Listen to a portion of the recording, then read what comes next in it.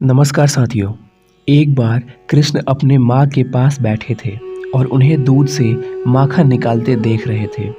उन्हें उम्मीद थी कि जब वह माखन निकाल लेंगी तो उन्हें खाने के लिए भरपूर मात्रा में माखन मिलेगा।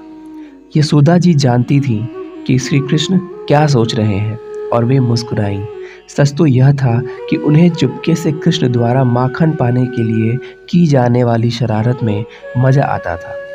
तभी एक फल विक्रेता ने आवाज़ लगाई, आम, ताजे आम। वह सबसे रसीले आम बेच रही थी। कृष्ण के पिता नंदराज ने फल बेचने वाली को रोकने के लिए आवाज़ लगाई और वह उनके दरवाजे पर आ गई। कृष्ण ने देखा कि वह अपने साथ ताजे तोड़े गए स्वादिष्ट आमों की टोकरियां लेकर आ रही थी। जैसे ही वह घर में अंदर आई, घर पके हुए आमों की सुगंध से भर गया। हर कोई पके और रसीले आमों को देखकर खुश हुआ, खासकर कृष्ण जो पहले से ही भूखे थे। वह दिन थे जब लोग पैसे का इस्तेमाल करने के बजाय सामान का आदान प्रदान करते थे। सामान के बदले में आम तौर पर अनाज या अन्य कृषि उत्पादन दिए जाते थे। नंदराज अंदर गए और अनाज से भरी एक टोकरी निकाली। उन्होंने टोकरी फल विक्रेता के सामने रख दी और उससे पूछा, क्या अनाज की यह टोकरी एक टोकरी आमों की कीमत चुकाने के लिए पर्याप्त होगी? फल बेचने वाली को एक टोकरी आम के बदले एक टोकरी अनाज मिलने से वह बहुत खुश हुई। उसने जवाब दिया, ज़्यादातर लोग एक टोकरी आम के बदले मुझे आधी टोकरी अनाज देते हैं। आप बहुत उदार हैं। मुझे एक टोकरी अनाज के बदले एक टोकरी आम देने में बहुत खुशी होगी। कृष्ण जी ने अपने पिता को वस्तु विनिमय करते हुए बहुत ध्यान से देखा। हालांकि वह अभी भी बहुत छोटे थे, लेकिन वह समझ गए कि अनाज के बदले आम खरीदे जा सकते हैं। वह खुद भी कुछ आम खरीदना चाहते थे, इसलिए कृष्ण अंदर भागे और तुरंत अपने हाथों में जितना संभव हो सके उतना अनाज उठाया। अपनी मुट्ठी कसकर बंद करके यह सुनिश्चित करने के लिए कि उनके हाथों में से एक भी दाना ना गिरे, वे फल विक्रेता की ओर दौड़े। उन्होंने अपने हाथों में से सारा अनाज फल विक्रेता को दे दिया। अब यह पहली बार था जब फल बेचने वाली ने कृष्ण को ध्यान से देखा और वह तुरंत ही उनकी गहरी आंखों, मासूम मुस्कान और मोर पंख से सजे लंबे काले बालों से मंत्रमुग्ध हो गई। एक पल के लिए वह अपने आसपास के हर चीज को भूल गई और कृष्ण से अपनी नज़र हटाने में असमर्थ थी। क्या मुझे भी कुछ आम मिल सकते हैं? उनके नन्हे हाथ सिर्फ कुछ दाने ही पकड़ पाए थे।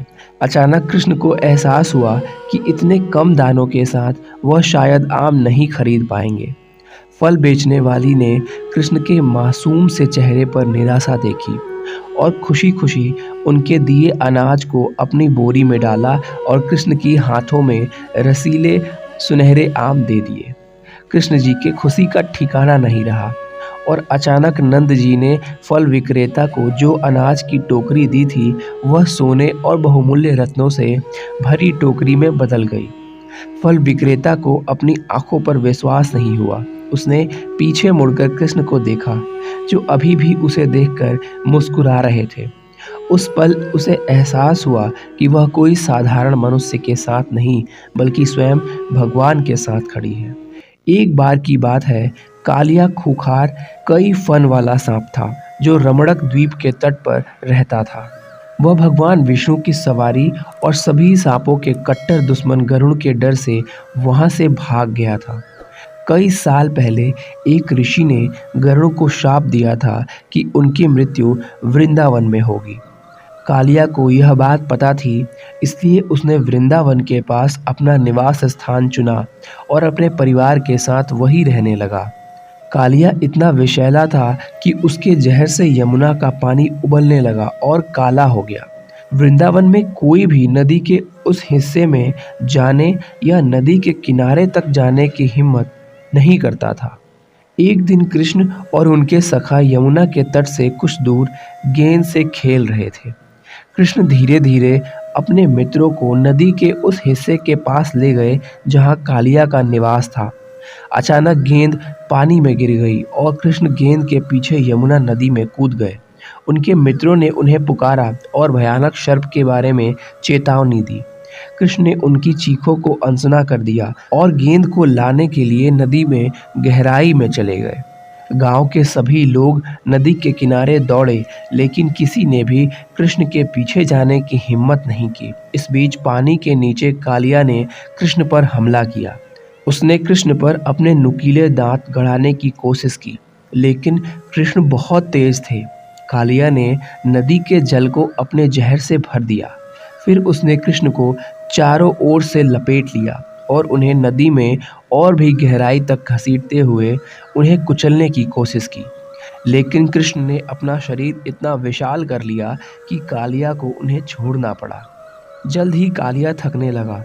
तब कृष्ण ने उसकी पूंछ पकड़ी और उसे सतह पर खींच लिया। फिर उन्होंने अपने पैरों में पूरे ब्रह्मांड का भार संभाल लिया और एक हाथ से बांसुरी बजाते हुए सर्प के सिर पर नाचना शुरू कर दिया। कालिया को विष और रक्त की उल्टियां होने लगी और वह मरने लगा। यह देखकर कालिया की कई पत्नियां अपने पति के जीवन का भीख मांगने श्री कृष्ण के पास आईं। कालिया को अपनी गलती का एहसास हुआ और उसे एहसास हुआ कि कृष्ण कोई साधारण बालक नहीं, बल्कि स्वयं भगवान विष्णु के अवतार हैं। उसने क्षमा मांगी और वादा किया कि कभी किसी को परेशान नहीं करेगा। कृष्ण ने उसे चेतावनी देते हुए माफ़ कर दिया और कहा कि अपने परिवार के साथ रमणक द्वीप वापस चला जाए और दोबारा कभी वृंदावन न आए। धन्यवाद।